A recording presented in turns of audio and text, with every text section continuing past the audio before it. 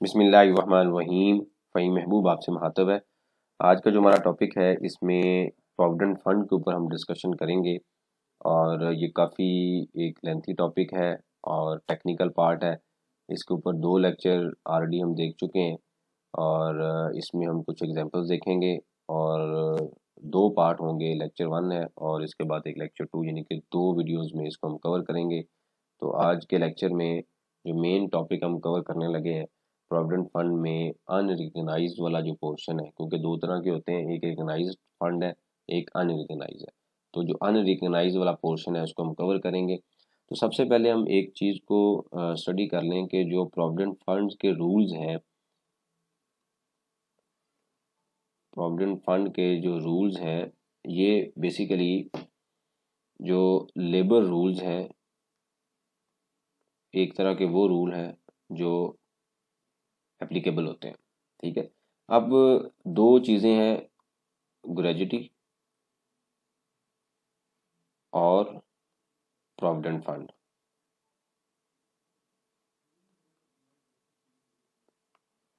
तो जो company gratuity देती है वहाँ पे प्रोविडेंट फंड नहीं इम्प्लीमेंट होता और जो प्रोविडेंट फंड है वहाँ पे ग्रेजुटी नहीं है। मतलब ये लेबर रूल्स की तरफ से एक रिक्वायरमेंट्स है और इसके ऊपर ज़रूरी नहीं है कि ग्रेजुटी अगर आप दे रहे हैं तो प्रोविडेंट फंड नहीं दे सकते।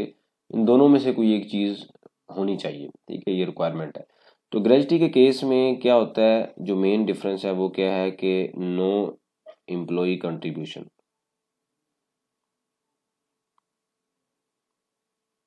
यानी कि स्टार्ट करने से पहले हम कुछ बेसिक कॉन्सेप्ट स्टडी कर रहे हैं और इस केस में क्या होता है, एम्प्लॉय कंट्रीब्यूशन। मोस्टली जो 10% कंट्रीब्यूट किया जाता है और सेम कंट्रीब्यूशन जितनी एम्प्लॉय कर रहा है उतनी कौन करेगा, एम्प्लॉयर। ठीक है, तो ये एक छोटा सा कॉन्सेप्ट है इसका प्रोविडेंट फंड और ग्रेजुटी का। और अब हम प्रॉपर स्टडी करने लगे हैं कि जो प्रोविडेंट फंड है उसके कितने कंपोनेंट हैं, कब कब टैक्सेबल होना है और किस केस पे किस स्टेज पे उसको हमने काउंट फॉर करना है। ठीक है, तो प्रोविडेंट फंड में एक 2 चीज़ें आपने याद रखनी है। उसमें जो पहली चीज़ है वो क्या है, कंट्रीब्यूशन। मतलब कि जो एम्प्लॉय की कंट्रीब्यूशन है, employee contribution. Number 2, employer contribution.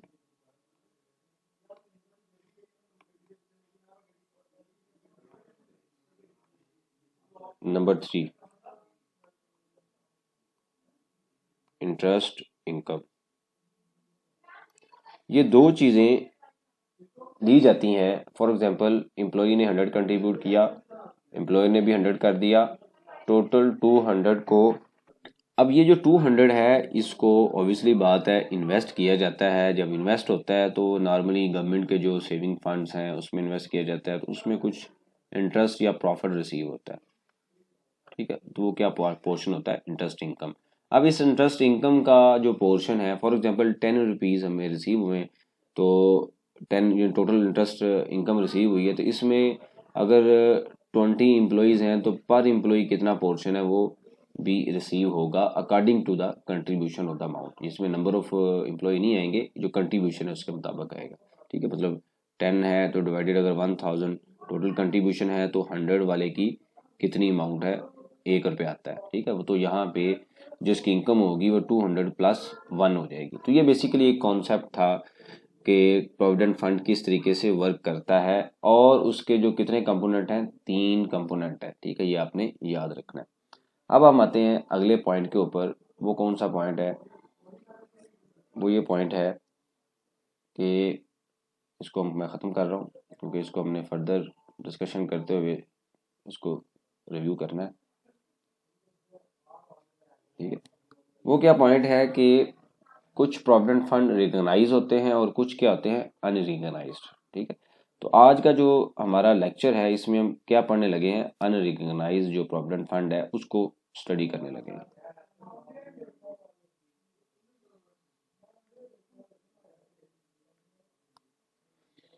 Unrecognised और रिकॉग्नाइज्ड में क्या डिफरेंस है।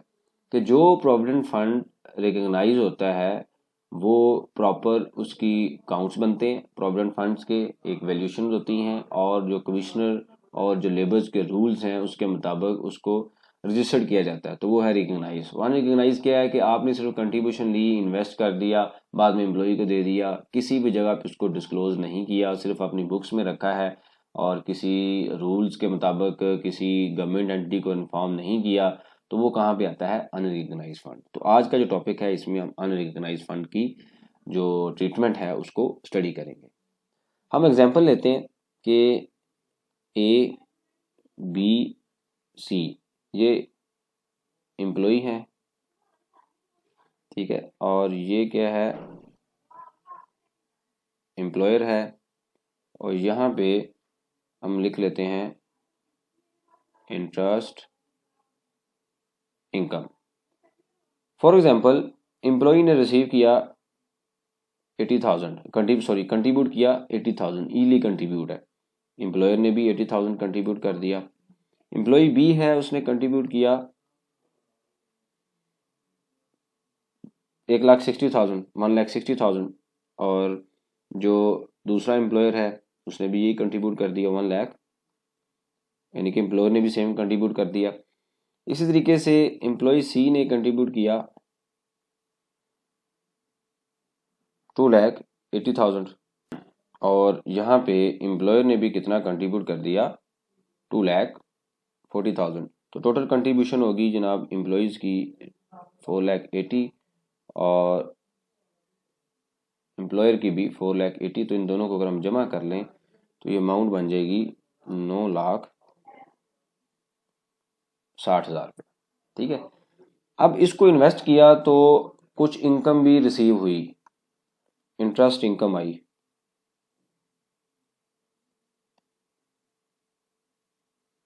इंटरेस्ट इनकम कितनी आई, 1,92,000। फॉर एग्जांपल रेट था 20%, ठीक है। तो ये इसको इन्वेस्ट करने के बाद टोटल हमें इनकम रिसीव होगी, ठीक है, हम अज्यूम करते हैं कि हमें रिसीव होगी।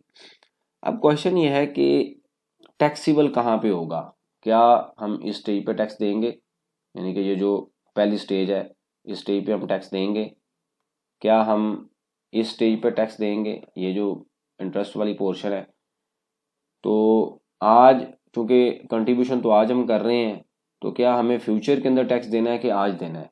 तो इसमें हमने 3 चीज़ें याद रखनी। हम ये कहते हैं कि जो एम्प्लॉयर ए है इसने रिसीव कर लिया है, मतलब ये है कि इसने इसकी जो रिटायर हो गया है, टर्मिनेट कर दिया हमने, जब कंपनी छोड़ रहा है तो उस टाइम इसकी टैक्सेबिलिटी होगी। आज की डेट में जब इनकम आ रही है, कंट्रीब्यूशन हो रही है, तो टैक्सेबिलिटी नहीं है, ठीक है। तो हम ये कहते हैं कि जनाब 1,92,000 में जो एम्प्लॉयर है, जो एम्प्लॉई ये है, इसकी कितनी कंट्रीब्यूशन है। तो एक फार्मूला हम देख लेते हैं, क्या है कि 1,92,000, ठीक है, इसको हमने टोटल जो अमाउंट है उस पर डिवाइड करना है।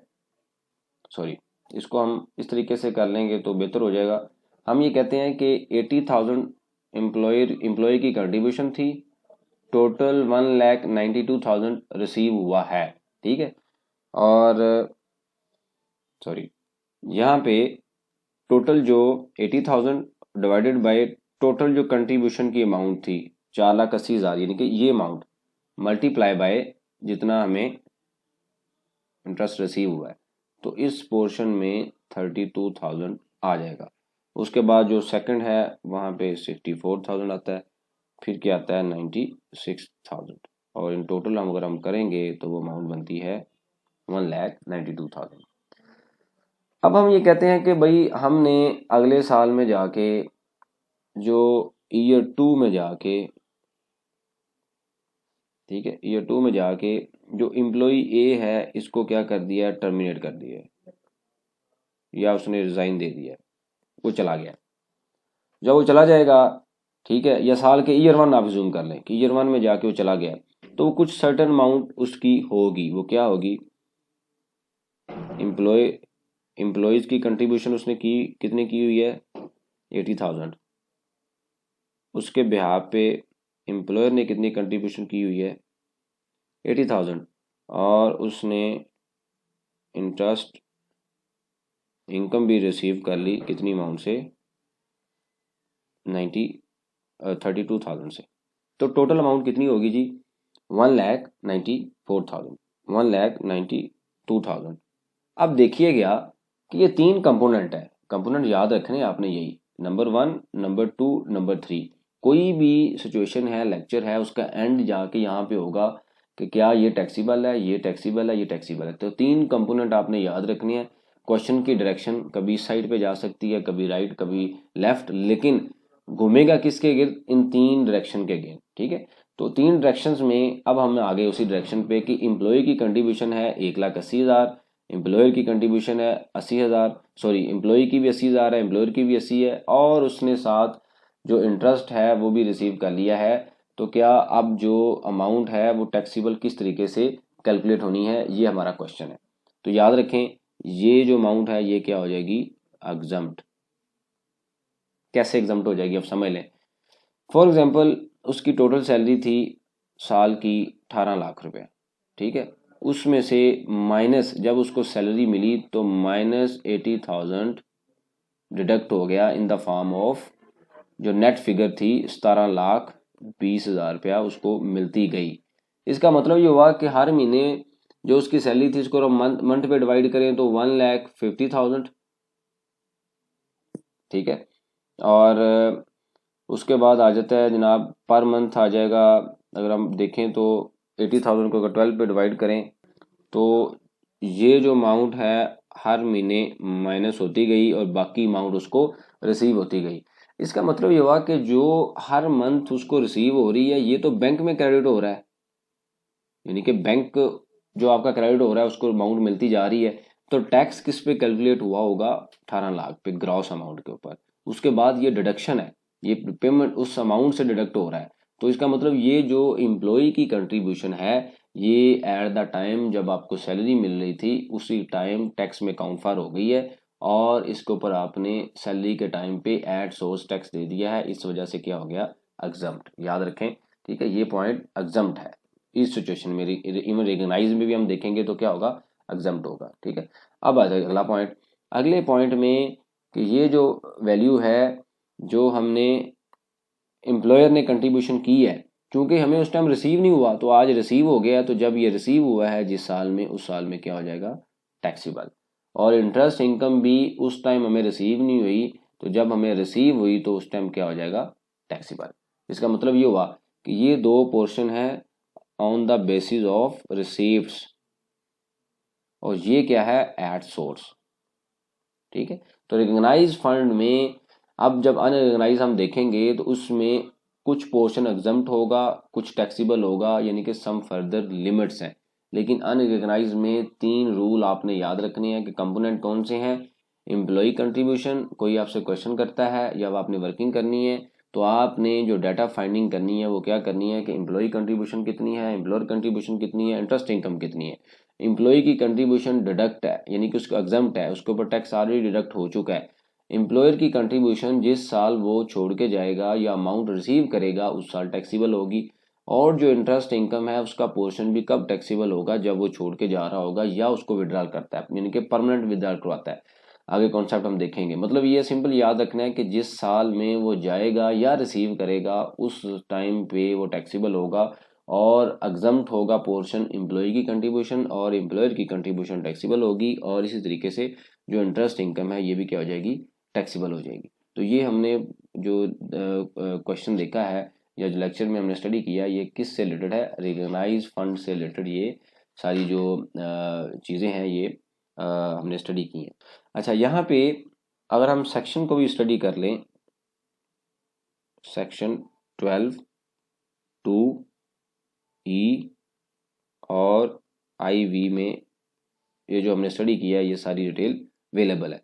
तो एक चीज़ याद रखें कि एम्प्लॉयर जो अनरिकग्नाइज फंड है इसमें तीन कंपोनेंट में सिर्फ नॉर्मली डिफरेंस है, ओनली वन डिफरेंस। वो क्या है एम्प्लॉय की कंट्रीब्यूशन टैक्सीबल नहीं है, एम्प्लॉयर की कंट्रीब्यूशन टैक्सीबल है और इंटरेस्ट इनकम टैक्सीबल है। तो सिचुएशन सिर्फ ये है कि कुछ पहले टैक्सीबल है कुछ बाद में, लेकिन टैक्स सब भी हमने दिया है। तो ये चीज़ आप क्लियर कर लें, टैक्स हमने सब पे किया है। तो ये कंपोनेंट जो 3 याद रखने हैं, जब भी कंट्रीब्यूशन इम्प्रूवमेंट फंड के ऊपर कुल कैलकुलेशन करनी है तो 3 कंपोनेंट के मुताबिक करनी है। और ये कंपोनेंट जो है वो अनरिकगनाइज में भी यूज़ होंगे, रिकगनाइज में भी यूज़ होंगे। जो इससे अगला लेक्चर होगा उसमें हम स्टडी करेंगे कि जो रिकगनाइज फंड है उसमें लेंथी है, थोड़ा सा टेक्निकल पार्ट है, उसको हम स्टडी करेंगे कि रिकगनाइज फंड के अंदर हमने जो कैलकुलेशन है वो किस तरीके से करनी है। थैंक यू वेरी मच, जज़ाकल्लाह।